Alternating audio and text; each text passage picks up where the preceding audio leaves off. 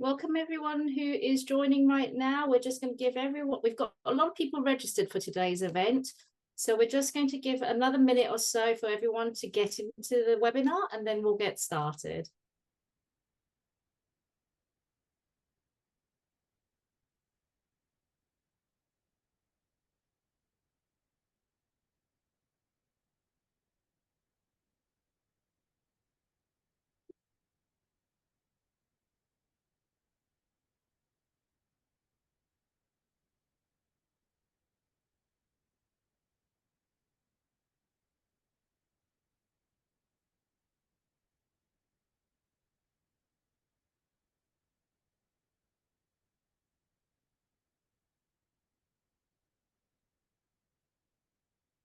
Right, I'm just going to give everyone just one more minute to get into the webinar and then we'll do some intros and get started.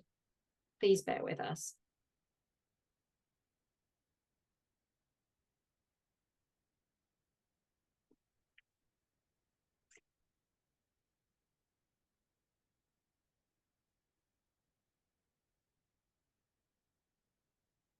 Okay, I think the numbers coming in have stabilized a little, so we'll get started. Right, before I get started, let's do some introductions. So I'm really pleased to be here today to introduce our new series of webinars aimed at our project, program and portfolio community. So to introduce myself briefly, for those of you who don't know me already, I'm Karina Canavan. I'm one of PeopleCert's product portfolio managers, and I'm looking after our PPM suite of products. Today, I'm delighted to be here to introduce the session and to help moderate the Q&A session. So I'm not going to be your main host today. Before we get started properly, just some notes on housekeeping in case you are unfamiliar with this format of webinar. Our speaker, Ruth, who I'll introduce shortly, will be taking over the screen in a short while. We will be welcoming questions. There is a Q&A button that you will see at the bottom of your screen there. So if you have any questions about anything that is raised in today's session, please don't hesitate to enter your query into that area. At the end of the talk, we will have time for the Q&A session. Please note there is quite a few of you. We'll hope to get through everything. But just bear that in mind when we get through to the Q&A. We may not be able to address everything, but we'll do our best to get through everything as quickly as we can. Okay, so without much more delay, thank you all for joining us for this first of a new webinar series, which we're calling the PPM Goes Agile series, where we explore the intricacies of agile transformations from a PPM perspective. Today's session is the first in four in a series and aims to give you some insights into the benefits of Agile, the frustrations that come along with it when it's not being implemented successfully, and some of the considerations for overcoming some of the challenges. Our wonderful speaker today is Rute Lopes, who is an expert in leading practical and sustainable Agile transformations. In this webinar series, we'll be benefiting from her passion for Agile, combined with her extensive experience in psychology and project management. I'm sure her unique insights will deliver us with some powerful and actionable takeaways. I'm really looking forward to hearing her talk. And with this, I'm going to hand over to Ruth. Hi, everyone. Welcome. So just checking that I am well heard and that I'm not screaming into the microphone for a sec. Just You're not... good, Ruth. Oh, good. Nice. So I've just given you a sneak peek there. Probably you've seen it. So what we'll be doing today is, this is the introduction of the series, right?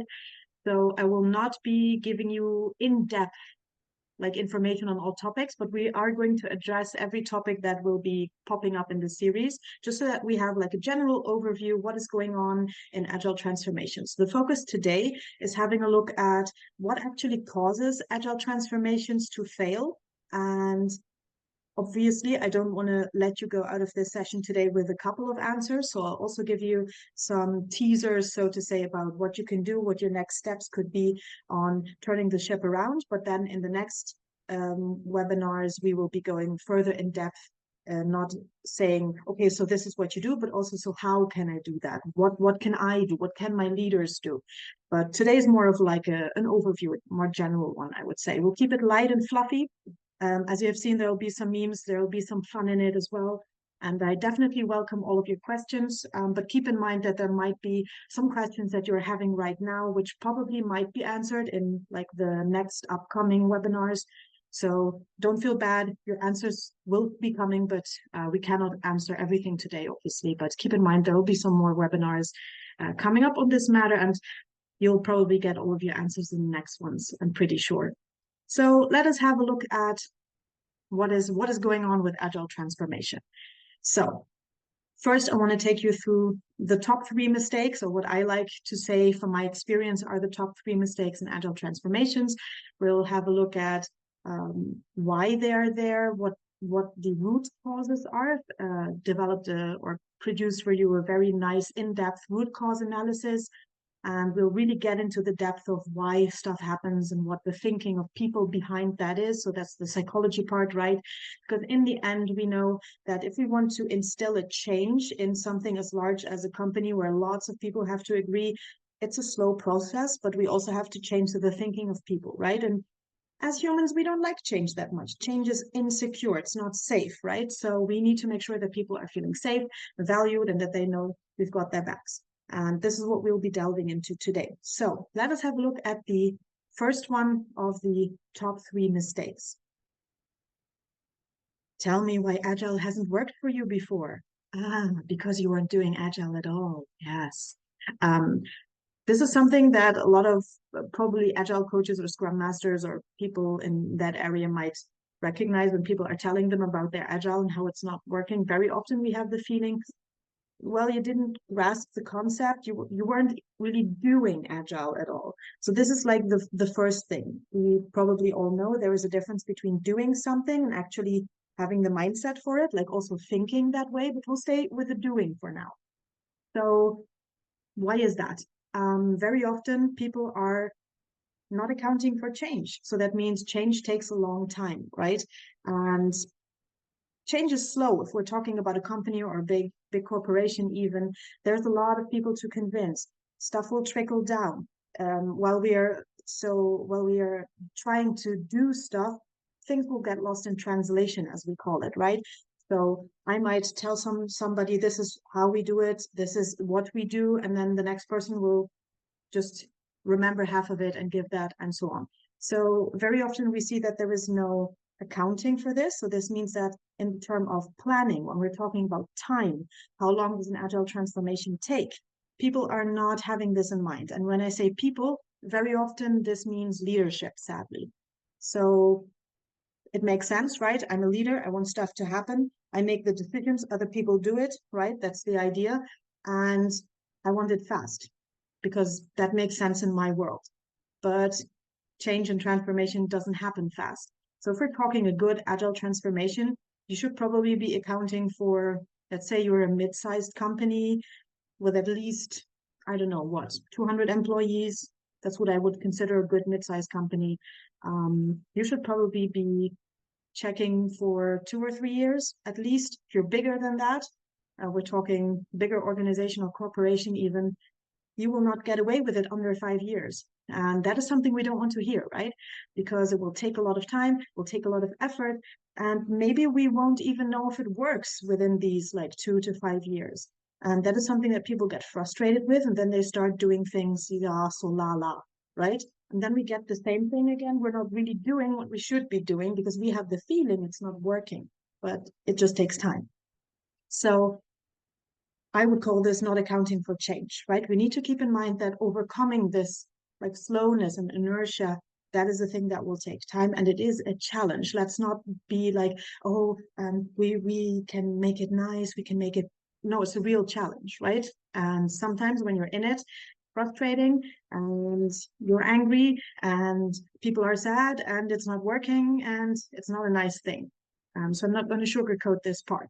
So you probably know the change curve, right? And very often down there, when we're being frustrated and unhappy, is where a lot of people give up, sort of. So let's not give up. Let's have a look at what another mistake is. By agile, you mean waterfall in sprints, right?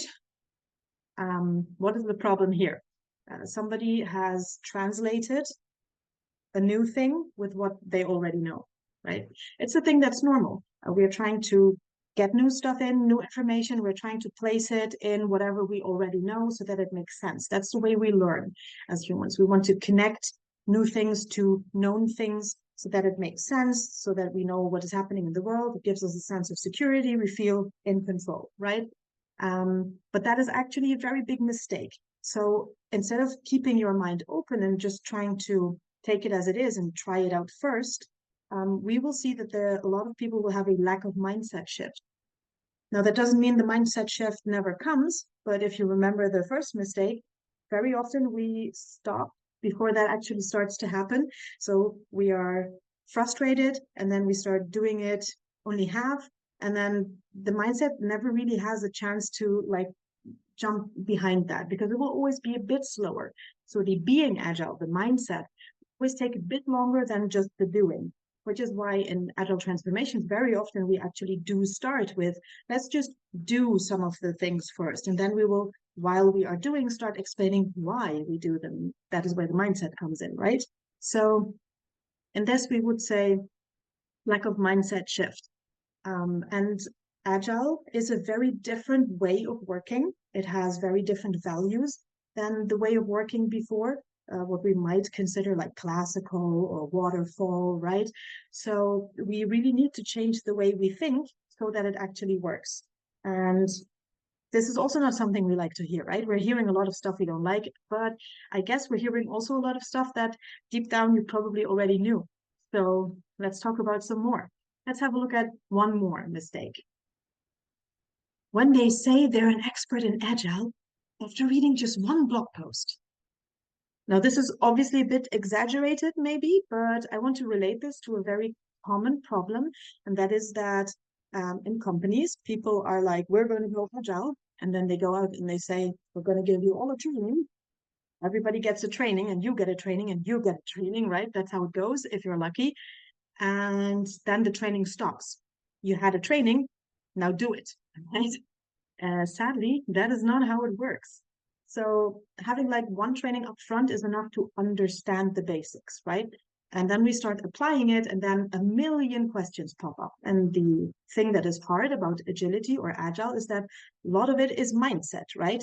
Mindset is very broad. It's like principles, it's like guidelines. It's not like do this, do that, then do this, then do that. That's not what agile is about. It's about keeping the freedom so that innovation can happen, right? So that we can make changes quickly. So when I'm being in that fluffy, more vague principles mindset world, it doesn't really work. Just giving people the knowledge and then leaving them on their own. I need somebody to guide me to make these everyday decisions so that after understanding, this is what I would decide in this situation, and that is what I would decide in that situation. The brain starts making up all of these connections and then starts to build this mindset. And this is a process. It will happen over time, and it will happen while doing. So I would say just a training up front, not enough. And this is what I would call insufficient training.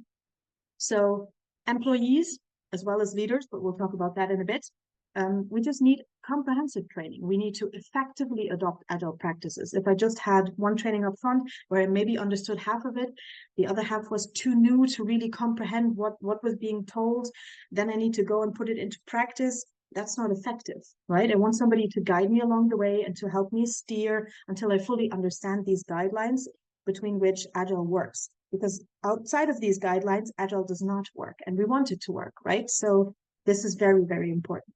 Now, if you look at these three things, we are talking about people are not accounting enough for the change. People are telling us that it's enough. One training up front is okay. I don't need to coach you, and so on.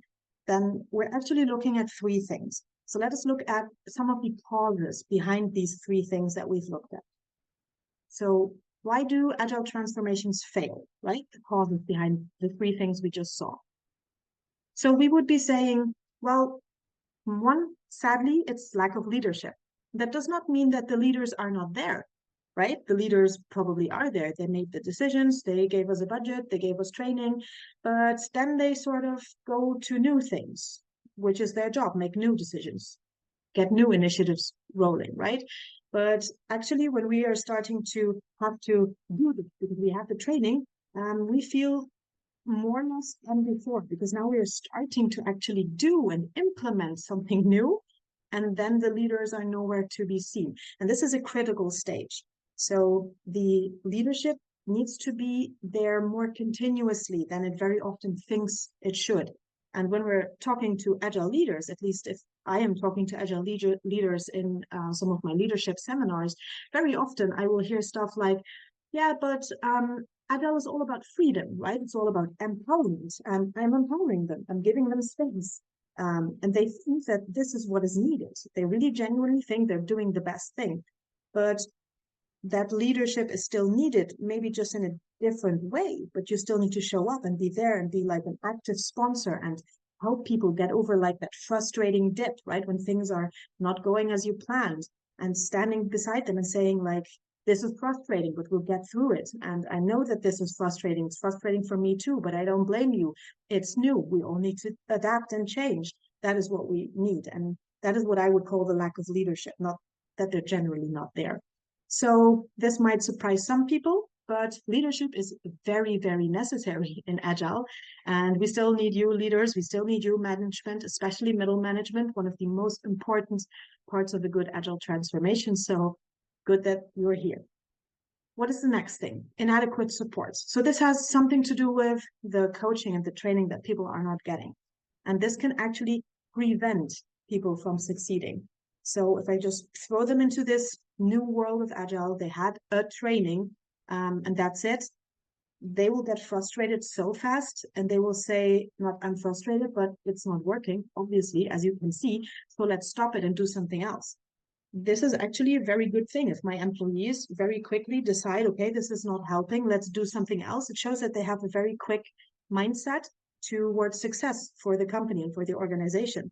But we need to teach them that with this new way of thinking, the mindset needs some time. So that is something that we need to support them with. We can support them with agile coaches, obviously, or with Scrum Masters, or however you want to call these people that help teams and people adapt to the mindset, but we need somebody. So resources, training is nice, but also like the support while they're doing it and trying to help them navigate the change. And then the last one, poor incremental planning.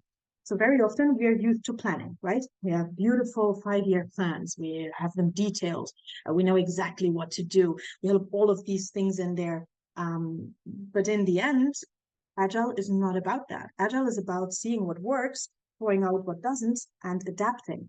That's what makes us agile, right? And also quick to change when things are not working out. So very often, one of the causes that I see is that we still like take these old ways of working and we just adapt them, right? We're saying, oh yeah, agile, that's this waterfall, but then incremental, right? That is just what's happening as well. So we need to look into the agile ways of planning. There might be some things that we need to do in an old way while we are adapting processes and making sure that all of the pieces of our organization are slowly transforming as well. Of course, I'm not counting that in, but we definitely need to stick to agile planning while we are planning the transformation as well. So I will not set up a 3-year plan for the agile transformation. I will set up maybe a plan for at most the first quarter of the year. And then close to the end of that quarter, we'll start sitting down, feedbacking, reviewing, having a look what worked, what didn't, what do the people need, talking to the employees, like really getting on the floor, so to say, and talking to everybody, developing stuff and working with the things that we're giving them and asking them, hey guys, what do you need? Where can we support you more? What would you have liked? What was missing? And then try to put that into the new quarter plan, right? So that is what we should be doing. And something that very often I also see missing are health checks. So there's a lot of stuff that we can track, and very often we are very good at tracking things like how many things did people produce, what did they throw out, what are like happiness rates of customers, right? There's a lot of stuff that we track there, but we very seldomly track how the agile mindset is developing, and we should. So we'll have a look at some of the KPIs that are behind that later. And probably also in the next webinars, we'll be going more in depth on what are actually health or success factors for agile transformation. How do I measure those? How do I measure mindset, right? Because it's a fluffy baked thing, you can't touch it. So how do we do it? That's one of the, I think, most important things next to supporting the people is also checking if that support works, right? So I could go on forever with more and more causes, but I want to show you something that we actually use in Agile a lot. It is a technique that you might already know. I think it's common use a lot in software development, and I've seen it in process development as well.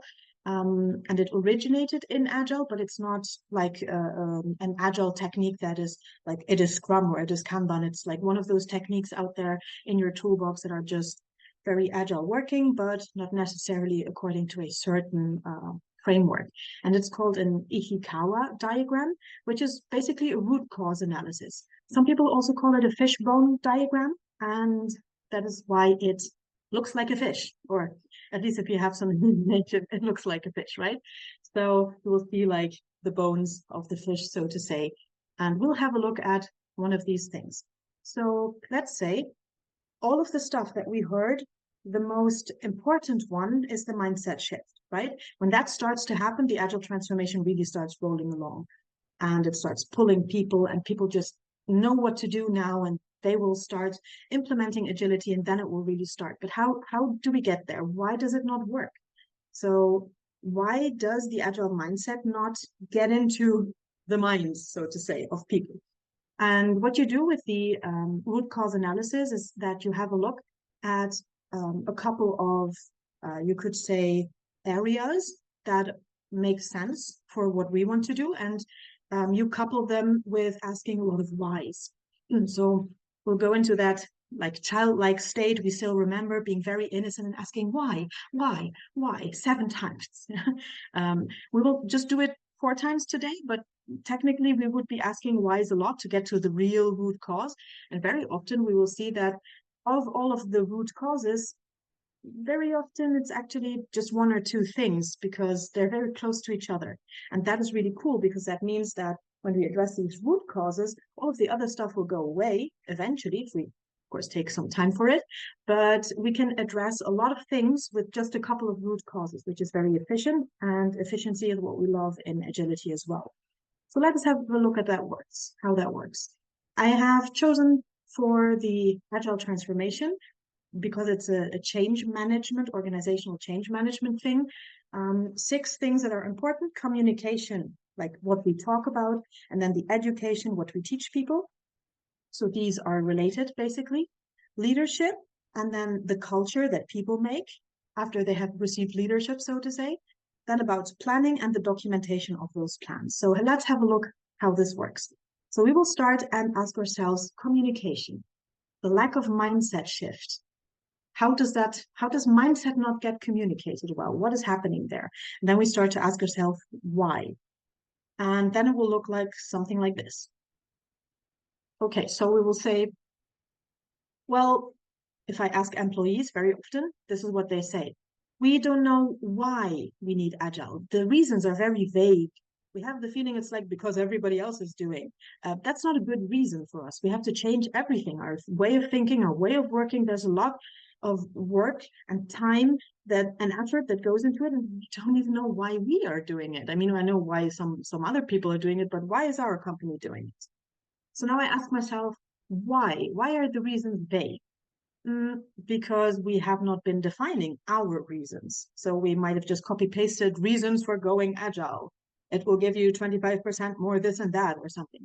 Yeah, that's okay. It's not bad, but it's not really intrinsic, right? It doesn't rouse people. It doesn't make them understand why it's necessary for them to do it. So why do we not define our reasons? Very often it is because we have a lot of problems and we are just desperately looking for that one thing that will cure it all, right? Probably agile is not the way to cure all of our problems. We should maybe know that, but it would be nice if it did, right? So that's a trap we can fall into. And why do we even look for a cure it all? Because we're looking for fast and easy fixes. right? That is the root problem here. I'm not saying that you are to blame for this. It makes sense. Nobody has time, nobody has money. It makes sense that we're looking for this, but this is not something that will help us in the agile transformation, because we already talked about how it's going to take long and it's not going to be easy at all. So this is not something we should do. So in agile transformation, we need to change our mind about this. So what can leadership do? What is the stuff that leadership is not doing? And that's why the mindset is not coming. So very often, leadership does not understand agility. Not everyone, right? But like if we're looking at the common group and we'll say the median from that, most of them do not really understand it. They might have had like a training, they might have read the blog post, right? But they very often do not feel that they have the time to read more into it. They just read it and they say it's a good thing, the competition is doing it, let's do it. So they say they have no time to get trained. And why is that? Well, very often the mindset of a decision maker is like, I'm here to make the decisions. I'm not the person doing it, right? So why do I need the details? Well, that is just another way of saying I'm not accountable for that. I'm not accountable for the change that I'm implementing. I'm just giving people the order and they will do it. But in Agile, we need more of an empowerment style of leadership. We need the leaders to fully understand what needs to be changed so that we can empower people to do the Agile stuff while we are taking away the hurdles on the sides, right? We need to be looking into how to change processes. We need to be looking into how to give people better tools that are suited to Agile and to champion that Agile transformation. Otherwise, it's not really going to work because people will feel like we haven't got their backs, right? So what else can we do in the sense of planning, or what is going wrong in the sense of planning is what we're looking for, right? So mindset very often does not work because we're not planning iteratively enough. We're not checking back with people, seeing how it worked. We'll just roll out the plan, and in the end, not a lot has changed because we failed to get feedback and change our plan and adapt our plan in an agile way. Now, very often when I talk to people, one of the things that they tell me is, well, the problem is that we still require a full plan for sign-off. It needs to be really detailed, everything. And then afterwards, we never get time to actually adapt it. So we just use it as is. And that for me is just one thing that I'm hearing out of that, that people, if they like cling to those full plans, even if we're trying to do something completely new and they're still saying, you still need to give me the full plan for this, they probably do not like the uncertainty of half a plan or maybe quarter of a plan is what we are proposing, right? So the base or the root cause of that is being scared of uncertainty, which is something we probably recognize. We are just scared of making mistakes. Why that is? It's a whole other cup of tea or coffee or whatever beverage you want to put in there. And we will get into that when we're talking more in the next webinars about how to really instill that mindset and how to have a growth mindset and how to have failure culture. That's going a bit far there. So let's have a look at what we can do in education. So why is the mindset not coming through?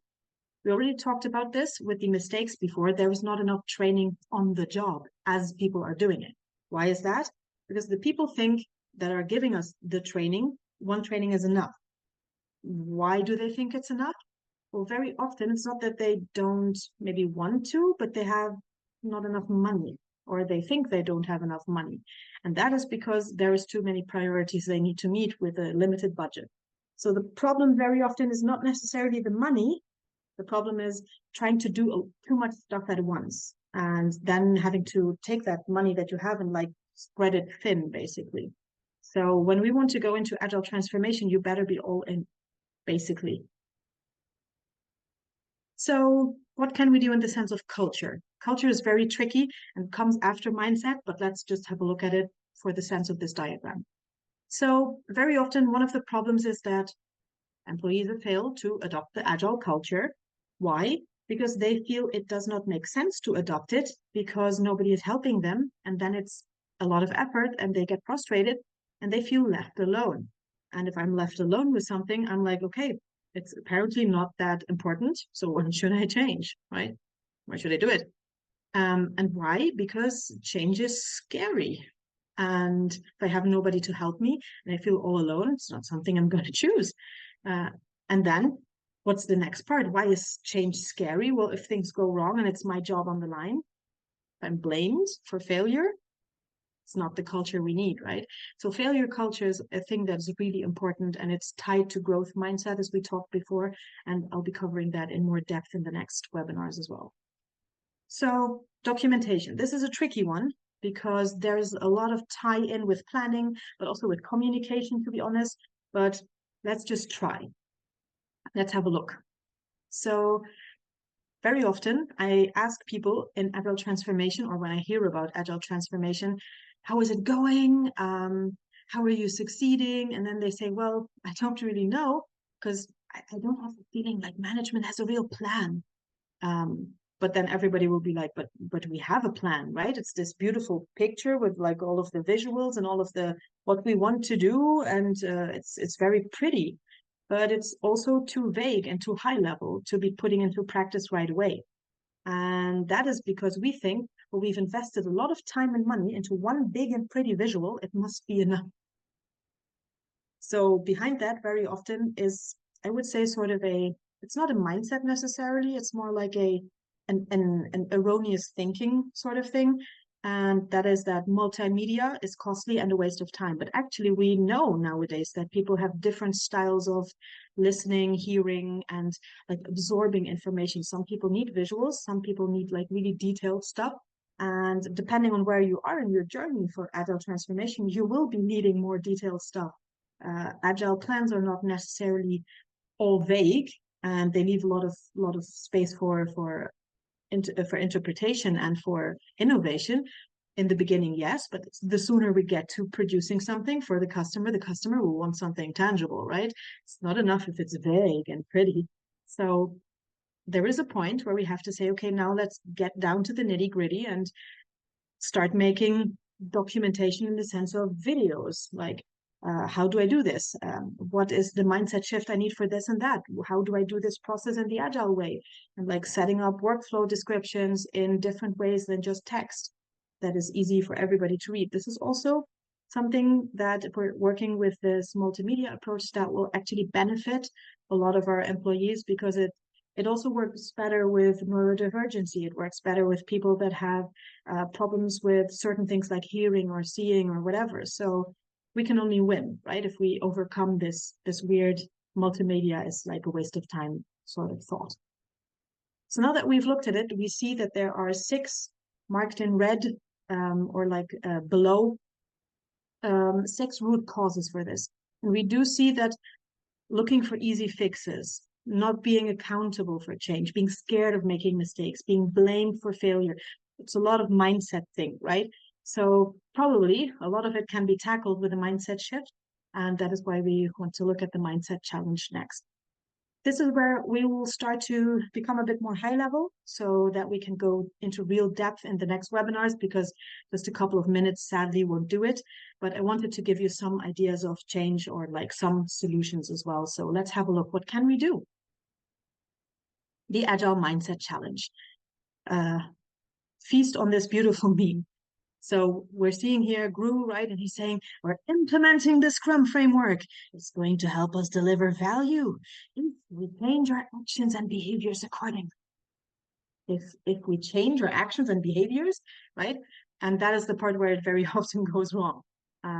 Because changing your actions and behaviors, everybody will tell you, takes a long time. We need to swap out the old, put in the new, and start to be really strict with ourselves until we can relax a bit and start to rely on our mindsets kicking in, right?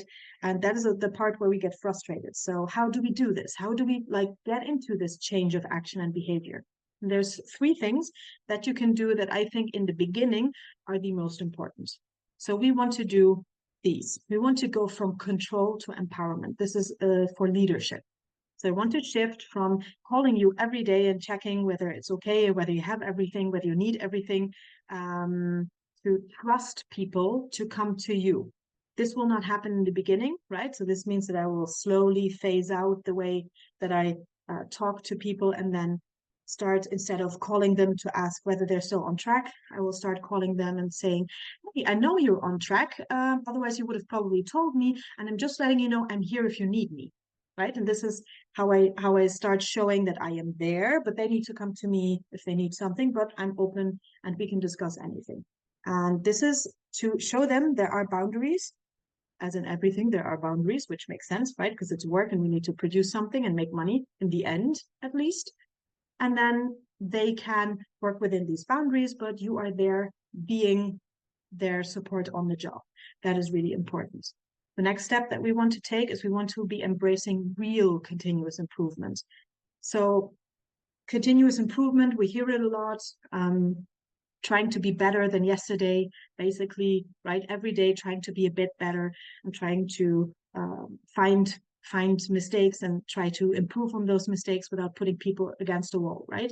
We want to make sure that we are cultivating that culture of we experiment and sometimes that goes wrong, which doesn't mean that it's a mistake. The mistake comes when I'm not learning from it, right? So iterative learning and the growth mindset is what we want to implement. Now you can take those keywords and start Googling, or you might already know them, but we'll go into depth with this on the next webinars. So what is the third thing that we want to do? We want to start telling people or making them understand that we want collaboration and we do not want them thinking in silos. So silo thinking is basically, if I say the more knowledge I have, the less people will think I'm redundant and they will quit my job. That is the fear that very often stands behind silo thinking, to be honest. So we want people to be sharing their knowledge. We want people to be collaborating with each other. And very often we need to be starting that first as leaders, or as at least change managers or project managers as well. If we're going into that, we will be the leaders of Agile, basically. And we need to start fostering this. That might mean that we will have to do something like a collaboration prize or whatever in the beginning. And that will help actually break down these ideas of departments and people knowing certain things and like fostering that cross-functional teamwork where we of course go to the other person and ask them about something before we start to put something in practice, because that just makes sense, right? So that is what we want. So now that we've looked at these three solutions, that is very nice. Let's put that down and be a bit more specific. So what are the keys, right? What are the keys for sustaining the Agile transformation? Because we started this, very nice, but we know the Agile transformation takes a long time. So how do we keep it going? What do we need to do next? So keys to sustaining Agile transformations, we need visible leadership. Visible means they should probably be on the job if we are in the office, but not in the sense that they're looking over my shoulder if I'm doing my job right?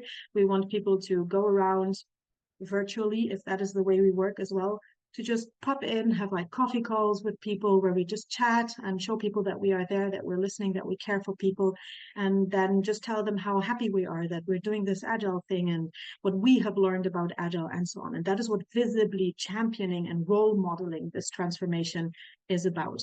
Showing people that we care, that we are there, that we listen, and that we as well are trying to grapple with the Agile, and that sometimes it works, sometimes it doesn't, but we're really happy it's going forward.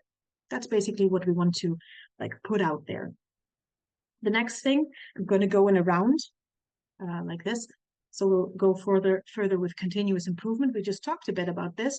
And the first thing that I would suggest you do is regularly review and adjust the transformation approach based on feedback. It's that iterative plan, right? So if we want to have the Agile transformation running, we want to make sure that we actually have a look at what we are trying to do, whether the mindset is also like catching up, and asking people, how is it going? What do you need? What are you missing? How can we support you more?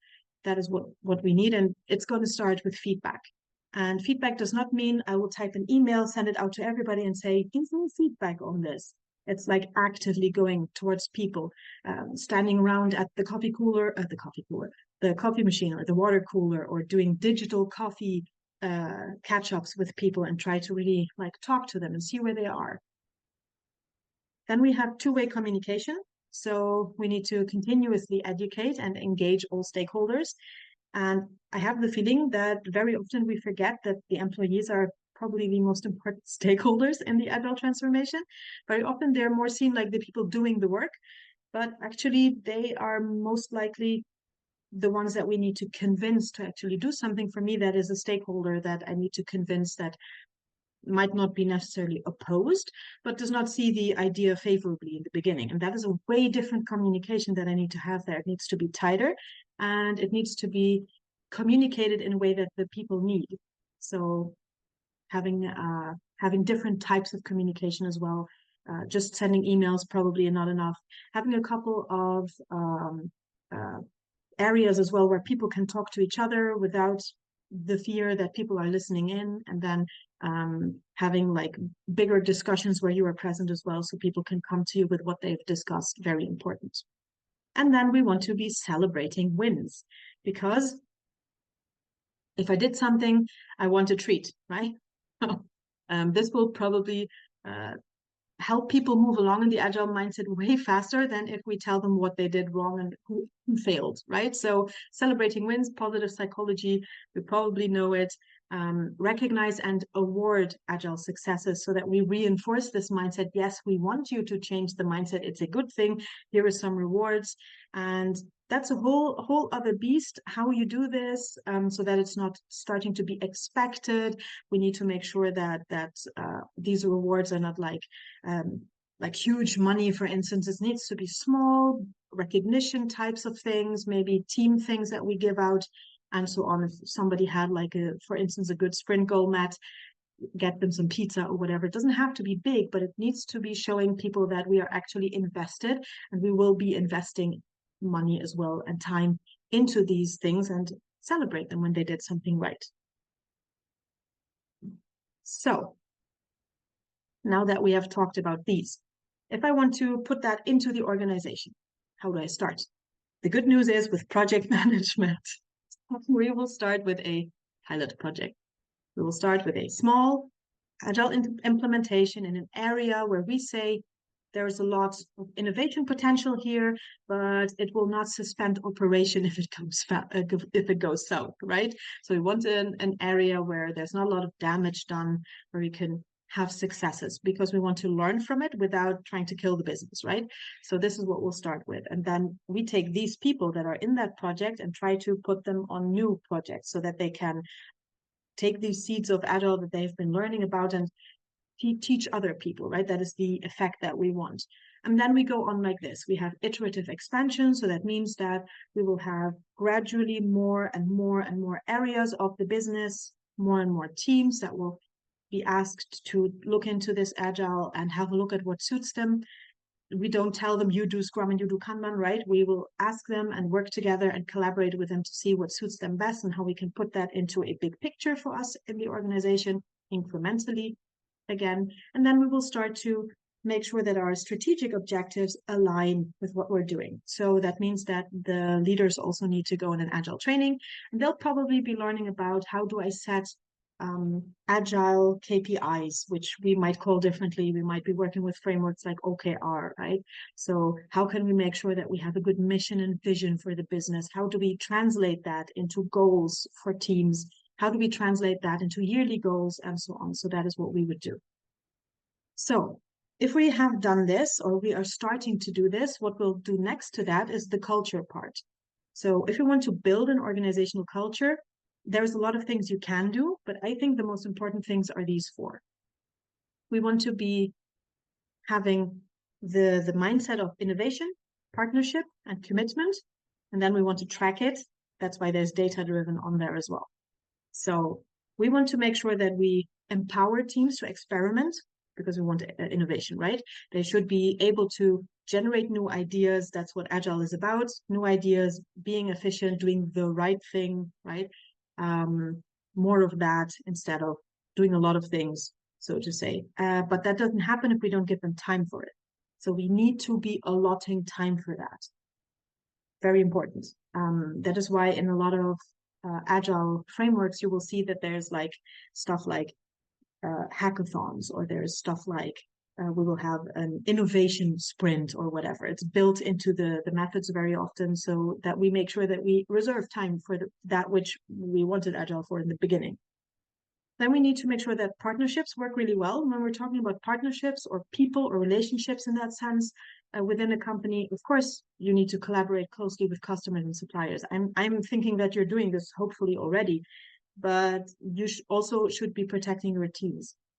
It sounds maybe counterintuitive because you want the customers to be happy, right? But if I have unhappy teams, they will not do their best work, and then the customers will not be happy. It's just a fact of life, right? So making sure that the teams are protected, that they understand what they need to produce, but also that they know that I've got their back if something comes in that's just weird requests. We all know it, right? That we talk to the customers and suppliers as well, what is realistic, what we can do, and then negotiate on their behalf as well, on both sides, basically. And then I will jump to commitment and say, okay, you should have relentless focus on your company values. You should not have 15 values. Maybe start with 3, maximum of 5, I would say is a good way of going forward. You should be generating stories, culture stories, value stories about these, and celebrate successes as well. So let's say we'll have a contest every quarter of the year, and we will ask people or employees to be submitting success stories where they really focused and showcased one of our company's values, and they'll write a piece about how they did that, how the customer was happy after that, and how that really worked, and how they were like, they felt accomplished after that as well. And then we will celebrate those. That is a really cool thing that we can do. And then, of course, we want to be tracking the agile culture. We want to make sure that, of course, we're tracking development cycles, how that works, and so on, whether we are developing software or whatever, doesn't matter, right? You could be developing physical stuff or processes, I don't care. I will call it all development. And we also want to make sure that we have analytics for culture.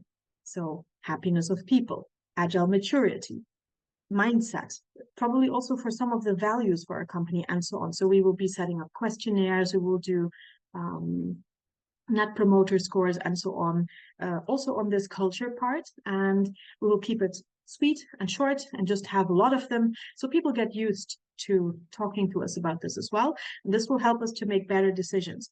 The best decisions are evidence-based, right? So that's why we need data for that, and that will make our planning, our iterative planning for the agile transformation, just way easier and better as well. Now, we'll be slowly wrapping this up, and then we'll have some time for questions. So one last thing. Why should you not give up on agile? Well, in the State of Agile report from 2023, it's the 17th report, we see that almost 60% of people doing agile, whether it was working well or not well, still 60% of them said our collaboration has gone through the roof. It's really good right now. But also almost 60% said what we do aligns better to business needs. And that's just a thing that makes a company successful and makes happier customers as well, right? So that is important. And then, of course, 36% says better work environment, and so on, better quality, blah, blah. But that comes from better work environment and better collaboration. So those are some really cool effects that we can see. And it just makes sense to not give up on agile. Just keeping in mind the mindset, right? Be or not be agile. There is no do, at least at the end of the agile transformation. We should be thinking agile and have that mindset. So I've been talking a lot, and I've been speaking to the void basically, and I'm very interested what you guys have to say, what questions you have, and I'll be trying to answer as many as I can without giving too much away that will be coming in the next webinars, because some things just need a little more time. But for now, thank you very much. You want to get in touch, there you will see my email. There's also, of course, the customer service email from PeopleCert. If there's like more you want to know, maybe the training part, right, that we mentioned that you might want to do, you're very welcome to ask us what's happening, what we have in store, and ask me your questions about agile transformation, I would say. Thank you so much. Excellent. Thank you, Ruth. Excellent talk. Thank you.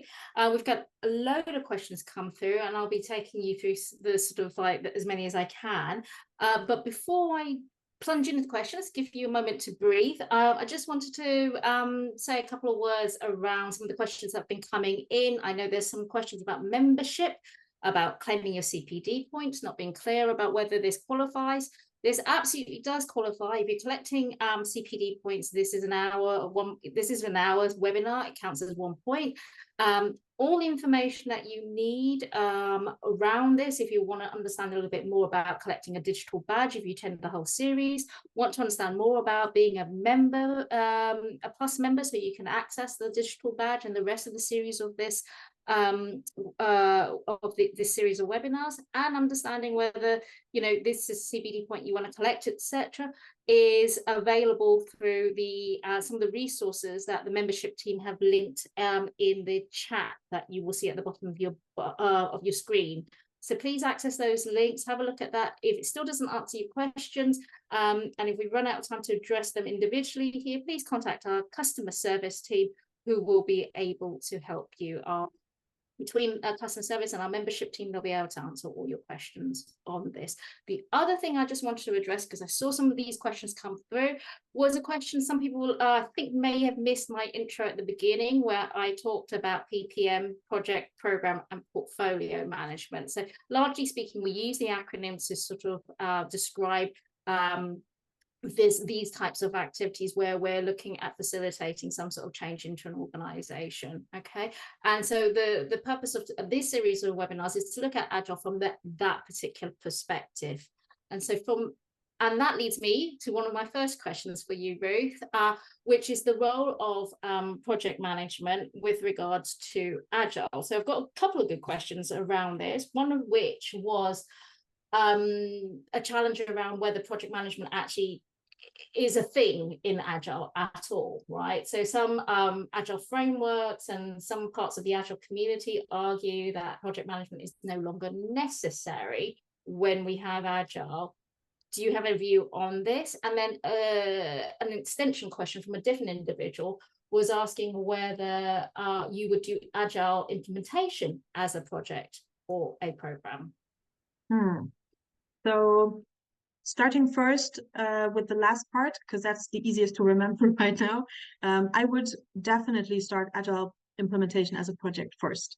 I would not be setting it up as a whole program yet, because that would mean I just need loads of people. And in the beginning, it's just we want to know if it's working at all. We want to probably choose a sort of a framework idea that we've been toying with and trying that out. And it might be the case that if we do that pilot project, we might find out it's the whole, like it's the wrong approach for a company. And then we would have wasted like a whole program setup on that. So I would just start very small, very easy. And on the other side, it's also, if we're starting like more like bottom up, and we need to convince management, it's way easier to convince them to like support a small project in the beginning. Just try it out at first anyway, before we start like roping big like process and people like that in for a program. So yeah, definitely project first. Excellent. You probably have to repeat the first part of that. Yeah, so sorry. Yeah, so the first question really is about whether project management is even something is necessary when you're implementing Agile and using Agile. That is a very tricky question. It depends on how you see project management, to be honest.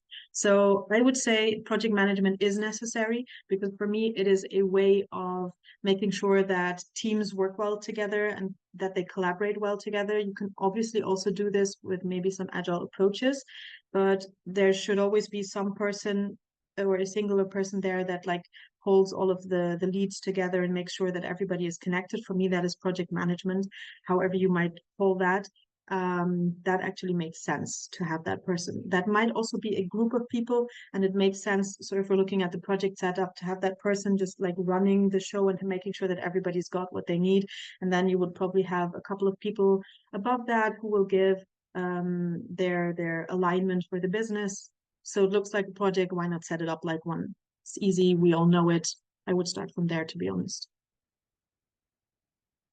Excellent, thank you. Okay, another question was around about asking you to expand a bit more about the difference between lack of planning and then needing to document things that have been requests or have been agreed. Can you say anything more on that side of things?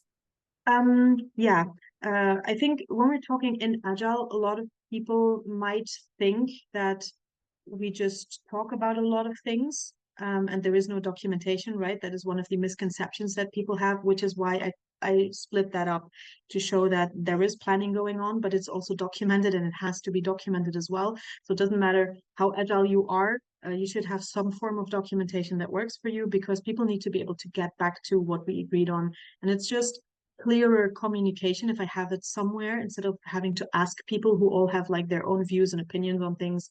So it just makes sense that we have not only like the discussions, the agreements, the meetings, the notes or whatever, but that we condense that into sort of a plan, whether that be a visual plan or be like more like a dashboard thing, doesn't really matter, but there should be something. A video transcript might work for some small project situations, but we are humans. We like things that are simple and easy. So having like a setup with a couple of things on it, like a one pager, definitely needs to be documented at least, I would say. Okay, and an extension of that topic around documentation and planning, someone asked about planning in an agile way, about balancing adaptability with the need to have clearer and more elaborate plans. Do you have anything to say there? I think I'm a fan of Prince, right? So I'm going to give you a Prince example. Prince is a project management method. I would say it's more of a frame, definitely more than a framework. So what we do there, it's a bit similar to what I would suggest. So we would start out with having like a clear first plan of at least a couple of weeks, I would say maximum a quarter of a year if we're going into a bigger development thing, or like an agile transformation probably is going to take long, so a quarter of a year is a good thing. Also matches up with quarterly goals that we might have on the business side of alignment, so that makes sense. And then I would still have like a couple of milestones after that, so that I know until when the next plan pieces are going to be, and I will have like some rough, you could call it, I'm forgetting the word now, gates. That's what I wanted to call it. Like, we have to meet this, otherwise the transformation will have failed. So we know what to do in the middle to change it to still meet that goal. That's the idea. Stage gates, that was it. So I would do something like that, and then just continuously plan until the next stage gate, so to say. But I would keep the stage gates like the same. And I would also make sure that we have thought about what we want to have as stage gates in advance as well. So that is the compromise that I would probably go. Oh, brilliant. As I feared, we've got more questions than we've got time to address everything. So I think we're going to have to call it we're going to come to a stop now and just wrap up. Thank you very much, Ruth, for this. I thought this was an excellent introduction to the topic, and we really look forward to the rest of the series. To remind everybody, this was the first in a series of 4 other webinars. The next one will be on the 9th of July. So if you've not already signed up to it, it'd be great if you did. It is open to membership plus members only on that particular one. So please, if you're interested in attending that one, have a look at signing up to become a plus member. The webinar has been recorded, so I know a number of you have asked whether you could get a copy or a recording, etc. It has been recorded, so the membership team will be sending out information with the links to where you can access that in due course. Okay, and I think in that case we have actually met our time. So thank you everyone for participating with all your wonderful questions, and we would hope to see you again in future webinars. Thank you, everyone. Bye. Thank you.